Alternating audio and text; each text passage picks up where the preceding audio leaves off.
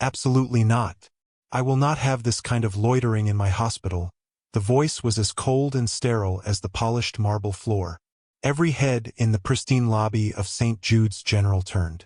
In that instant, Harrison Caldwell, the hospital's impeccably dressed administrator, had just made the biggest mistake of his life, a mistake that would utterly destroy his entire world. He stood, a monument to arrogance in a $1,000 suit, sneering down at the woman in the simple blue janitor's uniform. Her name was Sarah Johnson, and her crime was pausing for a moment, her hand resting on her cleaning cart, her gaze fixed on the elevator that would take her to the pediatric ward. Her son's ward. "Did you hear me?" Caldwell's voice sliced through the silence. "This is a place of healing, not a social club for the help. You have a job to do. Do it or find another 1 inch." Sarah flinched as if struck. Her shoulders, already burdened by exhaustion and fear, slumped further. "Yes, Mr. Caldwell. I'm sorry, sir. I don't care what you were just doing," he interrupted. His lip curled in disgust. "Your job is to be invisible, to clean what's dirty and disappear. Is that understood?" "Yes, sir," she whispered, her voice barely audible. She lowered her head, a curtain of dignity shielding her from the dozens of curious, pitying eyes that now watched the humiliating spectacle. She gripped the handle of her cart, her knuckles white, and began to push it away, a solitary, defeated figure against the gleaming white walls. From a shadowed alcove near the information desk, a man watched. To the world, he was Alex Carter, a new, unassuming administrative volunteer, a man with a quiet demeanor and sad eyes, a man who kept to himself. But beneath the simple polo shirt and the facade of insignificance was Alexander Sterling, a billionaire CEO whose grief was a chasm that had swallowed his entire world. His wife, Eleanor, had died in this very hospital 6 months ago. The official cause was complications from pneumonia, a simple, tragic explanation that had never sat right with him. It felt too small, too random, for a love as vast as theirs.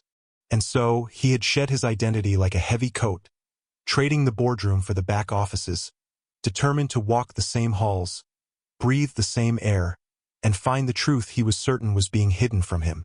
He had expected to find records, discrepancies, perhaps a negligent doctor.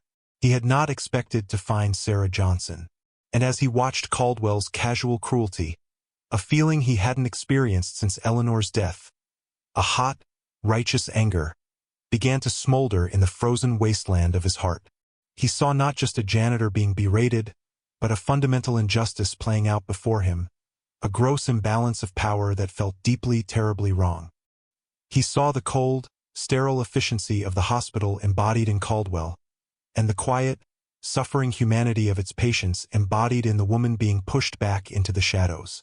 In that moment, Alexander Sterling's mission changed. It was no longer just about the past. It was now irrevocably about the future. The collision of their worlds was as quiet and jarring as a dropped scalpel in a silent operating theater.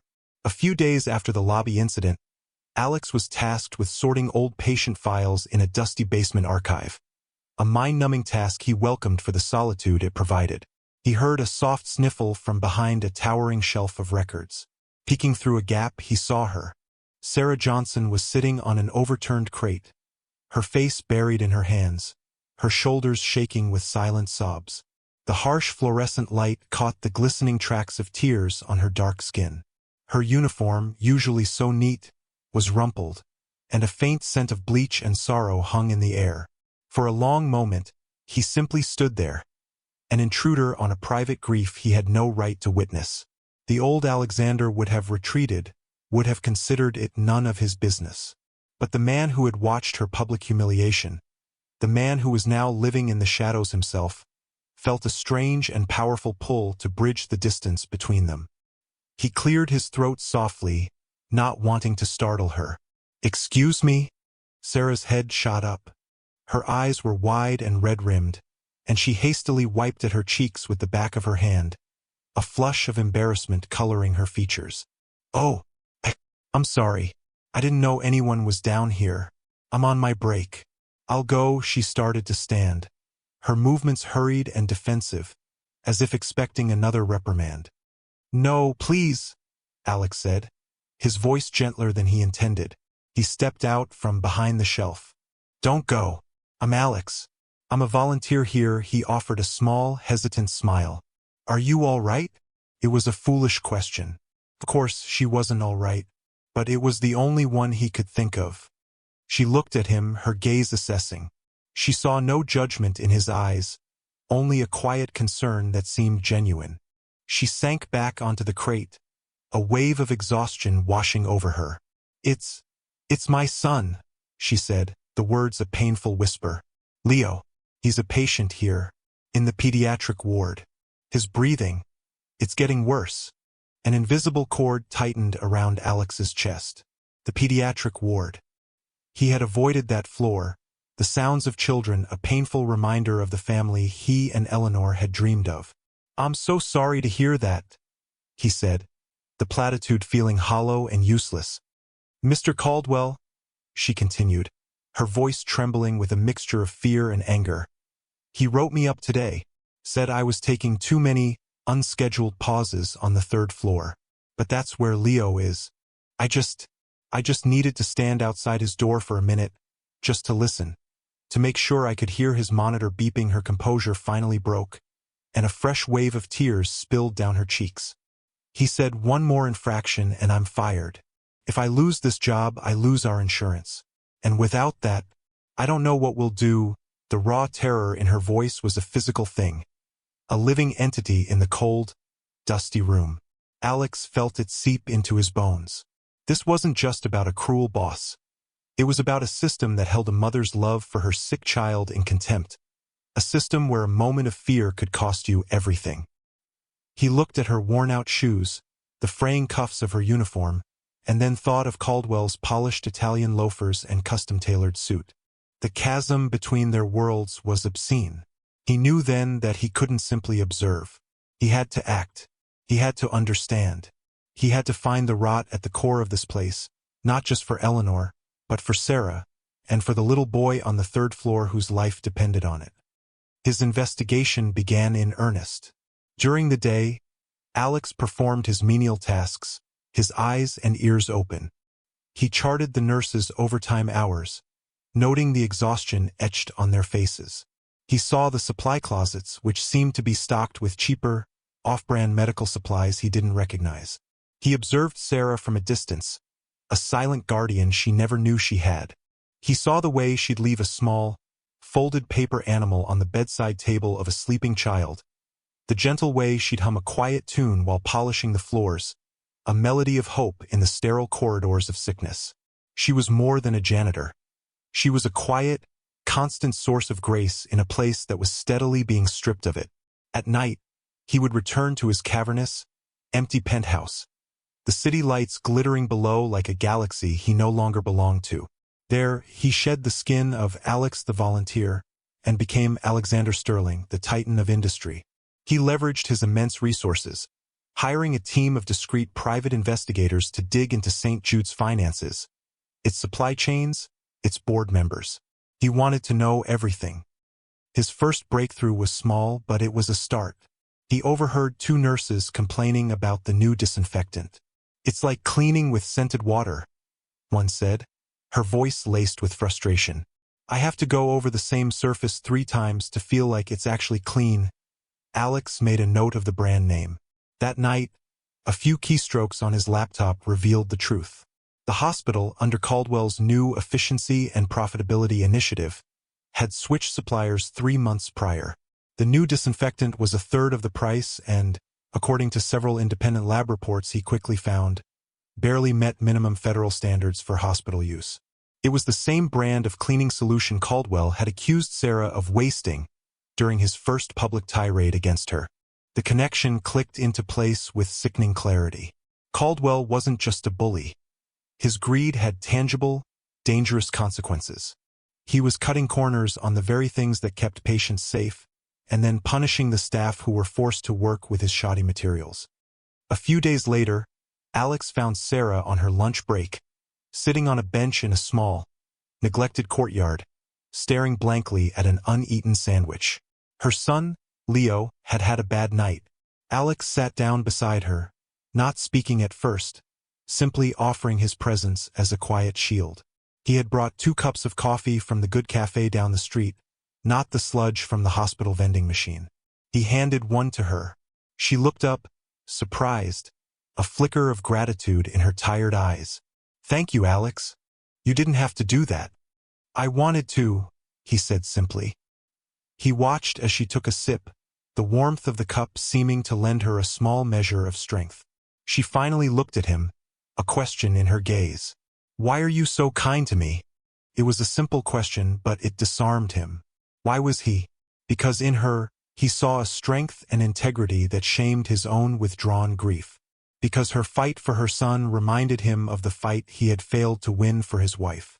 Because, he said, the words coming from a place of raw honesty he hadn't accessed in months.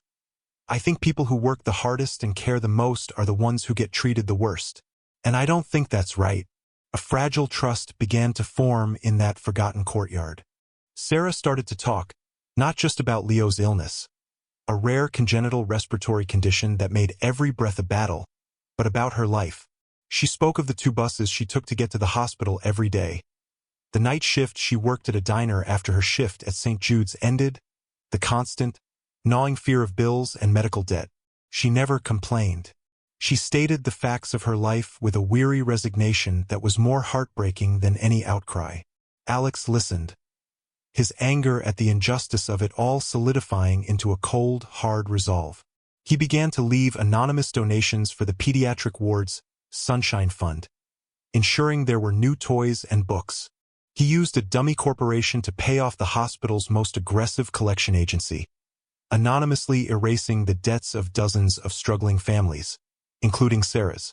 He was a ghost, moving through the system, patching the holes torn by Caldwell's avarice. He was beginning to feel a sense of purpose again, a reason to get up in the morning that wasn't tied to vengeance, but to protection. The vulnerability that cemented their bond came unexpectedly. Alex was working late, cataloging old equipment for disposal, when he came across a manifest for a ventilator, model number 15-200. The number snagged his memory. It was the same model listed on Eleanor's final medical chart. On a hunch, he cross-referenced the serial number with the hospital's purchasing records, which his investigators had acquired. The ventilator had been part of a bulk purchase of refurbished units, bought at a steep discount from a company with a history of safety violations. A cold dread washed over him. He felt an urgent need to talk to Sarah, to connect with the one person in this whole building who felt real. He found her in the pediatric ward, polishing the floor outside Leo's room. The rhythmic hum of the buffer couldn't drown out the anxious beeping of the machines inside. He saw the deep, dark circles under her eyes, the tension in her jaw. "How is he?" Alex asked softly, his own turmoil momentarily forgotten. Sarah didn't look up from her work. "The doctors say he's stable, but his oxygen levels keep dropping. They don't know why." She finally switched off the machine, the sudden silence amplifying the sound of their breathing and the distant, electronic pulse of the monitors. She leaned against the wall, her body seeming to deflate. "I feel so helpless, Alex. I clean and I scrub, trying to make this place safe for him, for all these children. But there's a sickness in this hospital that bleach can't kill." She looked at him, her eyes shining with unshed tears. "My husband, he died 2 years ago. A construction accident. He was a good man. He worked so hard for us. Now it's just me and Leo. And if I lose him—" She couldn't finish the sentence. The words hung in the air, heavy and terrifying. In that moment, Alex saw his own grief reflected in her eyes. The same fear, the same helplessness, the same profound injustice of losing the person who was your entire world. The wall he had built around his heart crumbled. "I lost my wife," he heard himself say, the admission raw and painful. "6 months ago. In this hospital." Sarah's expression softened from sorrow to a deep, profound empathy. She saw him then, not as the kind volunteer, but as a fellow traveler in the land of loss. "Oh, Alex, I am so sorry." Her name was Eleanor, he continued, the name a ghost on his lips. She was everything, and I feel like this place failed her. I feel like I failed her. He finally confessed his deepest fear, the one that had driven him into this charade. I should have questioned more, pushed harder. But I trusted them. It's not your fault, Sarah said, her voice firm with a conviction he could not muster for himself. You trust doctors. You trust a hospital to do its job. The failure isn't yours. It's theirs. They stood in the quiet hallway, a janitor and a secret billionaire, their shared grief erasing the immense social and economic gulf between them. They were just two people who understood loss, who understood the fierce, desperate need to protect the ones they loved. A bond was forged in that sterile corridor, a bond of mutual respect and shared humanity that was stronger than any corporate hierarchy. Alexander Sterling knew with absolute certainty that he would not let this hospital fail Sarah and her son the way it had failed him and Eleanor. The midpoint turn arrived with the chilling finality of a flatlining heart monitor. Alex's lead investigator called him in the middle of the night. You need to see this. The man's voice was grim. An encrypted file appeared on Alex's laptop. It was an internal memo, buried deep on a server Caldwell thought was secure. The memo, written by Caldwell himself, was addressed to the hospital's parent corporation. It detailed the cost-benefit analysis of purchasing the refurbished 15-200 ventilators. It explicitly acknowledged a manufacturer's report of a 15% failure rate in the oxygen sensors but argued that the 40% cost savings outweighed the minimal potential for adverse patient outcomes. Minimal potential. The words were a death sentence written in the bloodless language of corporate greed. He scanned the attached distribution list. One of the faulty ventilators had been assigned to Eleanor's room. Another, he saw with a surge of ice-cold horror, was currently assigned to the pediatric ICU. To Leo Johnson. The world tilted on its axis. This was no longer about negligence or cutting corners. This was a conscious, calculated decision to risk human lives. Eleanor's life, a child's life, for profit. The grief he had carried for months ignited into pure, unadulterated rage. The injustice wasn't just systemic. It was personal, a direct attack on everyone he cared for. He looked out his penthouse window at the sleeping city, but he didn't see the lights. He saw Eleanor's fading smile. He saw Sarah's terrified eyes. He saw the small, fragile body of a little boy hooked up to a machine that was designed to kill him. The time for observation was over. The time for hiding was over. Alexander Sterling, the grieving husband, had to step aside. Alexander Sterling, the ruthless CEO, the man who could move markets and crush competitors, had to take control. He picked up his phone and began making calls, setting in motion a plan that would bring Harrison Caldwell and the entire corrupt system he represented to its knees. His choice was made. He would not just expose the rot. He would rip it out root and stem. He began by liquidating a significant portion of his tech stocks, a move that sent minor tremors through the financial world but went largely unnoticed by the public. He funneled the billions into a series of shell corporations, which then began aggressively yet quietly buying up shares of St. Jude's parent company, MedCorp International. It was a high-risk, high-stakes maneuver, but his resolve was absolute.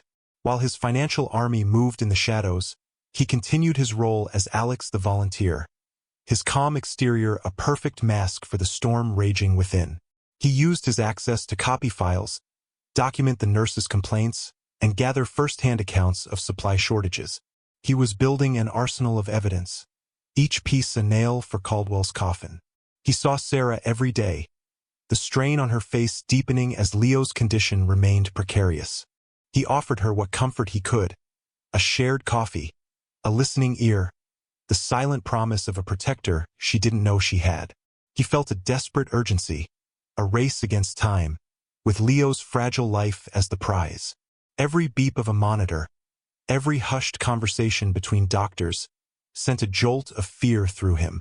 He was fighting a war on two fronts, a corporate takeover in the world of high finance and a desperate, personal battle for a child's life in the hushed corridors of St. Jude's. The weight of it was immense, but for the first time in a long time he did not feel alone. The fight for Sarah and Leo had given his own life meaning again. The antagonist's overreach when it came was as petty as it was cruel. Caldwell, ever obsessed with appearances and control, had become aware of the quiet friendship between his lowly janitor and the unassuming volunteer. He couldn't comprehend it. In his world, people did not cross such class boundaries without an ulterior motive. He grew suspicious of Alex, but a background check revealed nothing. Just a quiet man with no family and a modest bank account. The perfect cover. Unable to find fault with Alex, he turned his venom on the easier target. He began watching Sarah on the security cameras, looking for any excuse. He found it when Sarah, after a particularly grueling shift, took a handful of discarded children's books from a recycling bin, intending to read them to Leo. The next morning, as she arrived for work, Caldwell was waiting for her, flanked by 2 security guards. "Sarah Johnson," he announced, his voice booming in the quiet lobby, ensuring maximum humiliation. "You are terminated, effective immediately, for theft of hospital property." Sarah stared at him, dumbfounded. "Theft? What are you talking about? They were from the recycling bin." "Stealing is stealing," Caldwell sneered, enjoying his moment of absolute power. "We have you on camera. Now hand over your ID badge and vacate the premises. Security will escort you out." Panic, cold and absolute, seized Sarah. "No, please, Mr. Caldwell. My son. He's upstairs. I need to be here. My insurance." "That is no longer our concern," he said, turning his back on her as the guards moved in. Alex, who had been arriving for his shift, saw the entire scene unfold. He started to move forward to intervene, but a hand on his arm stopped him. It was Dr. Evans, a kind, older physician who had always had a gentle word for both Alex and Sarah. "Not here, son," the doctor whispered, his eyes filled with a mixture of anger and sadness. "He'll just have you thrown out, too. You can't help her that way." Alex froze, his fists clenched, a feeling of utter impotence washing over him. He watched as Sarah, weeping, was led out of the hospital like a criminal. The doors slid shut behind her, severing her from her job, her insurance, and her critically ill child. Caldwell had won. He had ripped away Sarah's last lifeline, leaving her completely and utterly broken. In that moment, watching the doors close on the best person he had ever met, Alexander Sterling felt his calculated anger transform into a white-hot, singular focus. Caldwell hadn't just fired a janitor. He had declared war. And it was a war he was going to lose in the most public, most devastating way imaginable. The climax was set for the quarterly board meeting 2 days later. It was Caldwell's magnum opus, a presentation celebrating his record-breaking cost-saving measures. The boardroom was a shrine to corporate power, a long mahogany table surrounded by the city's elite, the air thick with the scent of money and self-congratulation. Caldwell stood at the head of the table, a PowerPoint presentation glowing behind him, filled with charts and graphs showing soaring profits. He was at the height of his power, preening under the appreciative gazes of the board members. The doors to the boardroom opened. A security guard stepped in, looking flustered. "Mr. Caldwell, sir. I'm sorry to interrupt, but there's a woman here who insists on speaking to the board." Caldwell's good mood vanished. "I am in a meeting. Have her removed." "She won't leave, sir. And she's with Alex from the volunteer office." A ripple of confusion went through the room. Caldwell's face contorted with rage. "What? Get them out of here now." But it was too late. Alex pushed the door open and walked in, his expression calm and resolute. Beside him was Sarah Johnson, her eyes red but her back straight, a quiet dignity her only armor. "Caldwell," Alex said, his voice level but carrying an authority that made everyone pause. "Sarah has something to say." Caldwell laughed, a harsh, ugly sound.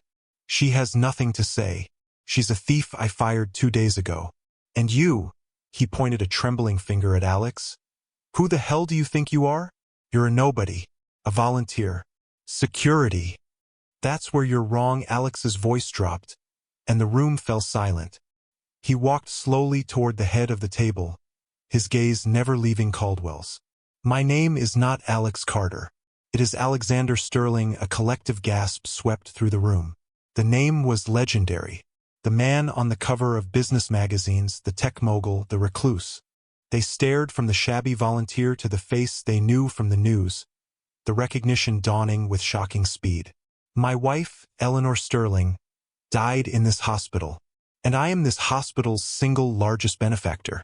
The color drained from Caldwell's face. He looked like he had been poleaxed. I don't understand." "Oh, you will," Alex said, his voice like ice. He pulled a flash drive from his pocket and inserted it into the laptop. The profit charts vanished, replaced by the internal memo about the faulty 15-200 ventilators. He read Caldwell's damning words aloud, his voice shaking with suppressed fury. "Minimal potential for adverse patient outcomes." He then displayed the purchasing orders, the manufacturer's safety warnings, and finally, a list of patient names. "Eleanor Sterling," he said, his voice breaking for a moment, "and Leo Johnson, Sarah's son, who is currently lying in your ICU, attached to one of these death traps." He turned to Sarah. "Sarah was fired not for stealing books, but because she is a good mother, because she cared too much. She was a threat to the clean, profitable image you were selling." Caldwell sputtered, trying to regain control. This is an outrage. Slander. The board will not stand for this." "The board?" Alex gave a cold, predatory smile. It was time for his final move. "The board doesn't work for you anymore, Harrison. As of 8 a.m. this morning, my holding company completed its acquisition of a 51% controlling interest in MedCorp International." He let the words sink in, watching the dawning horror on every face. "That means I own this hospital. I own this table. I own your career. And you," he fixed his gaze on the trembling administrator, "are fired." Effective immediately, he snapped his fingers. "Security, please escort this man out of my building. And call the police. I'm pressing charges for criminal negligence and reckless endangerment." The takedown was swift and total. As security guards, the same ones who had dragged Sarah out, took a protesting, blubbering Caldwell by the arms, Alex walked over to Sarah. The entire room, doctors, board members, executives, watched in stunned silence. He gently took her hand.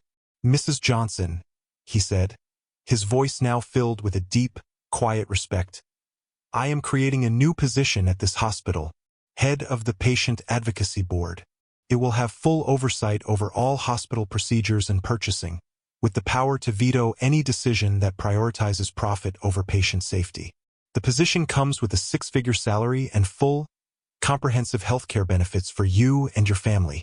If you'll accept it." Tears streamed down Sarah's face, but for the first time, they were tears of relief, of vindication. She could only nod, her throat too tight with emotion to speak. Alexander Sterling, the man who had lost everything, had just used his immense power not for revenge, but for justice. He had torn down a corrupt king and lifted up a righteous queen, and in doing so had finally begun to heal himself. 6 months later, the sterile chill of St. Jude's General had been replaced by a palpable warmth. The walls were painted in soft, cheerful colors, and a new wing, the Eleanor Sterling Center for Patient and Family Care, was nearing completion. The changes were more than cosmetic. Under the joint leadership of Alexander Sterling, the new chairman of the board, and Sarah Johnson, the fiercely effective head of patient advocacy, the hospital had been transformed. Nurses had better ratios, the best equipment money could buy lined the operating rooms, and no family ever had to fear losing their home because of a medical bill. The Sterling Johnson Initiative became a national model for compassionate, patient-first healthcare. On a bright, sunny afternoon, Alex and Sarah stood on a grassy hill in a park, watching a little boy chase a soccer ball with boundless energy. Leo, his breathing now easy and strong, laughed with the pure, uncomplicated joy of a healthy child. He was living proof of the change they had created. Sarah leaned her head on Alex's shoulder, a gesture of comfortable intimacy that had grown between them over the months of working side by side. "Look at him," she whispered, her voice filled with a mother's wonder. "I never thought I'd see him run like that again. He's a fighter, Alex said, smiling. Like his mom, he looked at Sarah, at the strength and grace that had called to him from across a lobby, that had pulled him from the depths of his own despair. The expensive watch on his wrist, a symbol of his old life, felt meaningless next to the simple, profound rightness of this moment. Her uniform, once a symbol of her station, was gone, replaced by the confidence of a respected leader. But it was the same woman, with the same unshakable integrity that had saved them all. "You know," he said softly, "when I first came here, I was looking for a reason why my wife died. I was looking for someone to blame." He paused, watching Leo score an imaginary goal. "But I found something else. I found a reason to live." He turned to her, his eyes serious and sincere.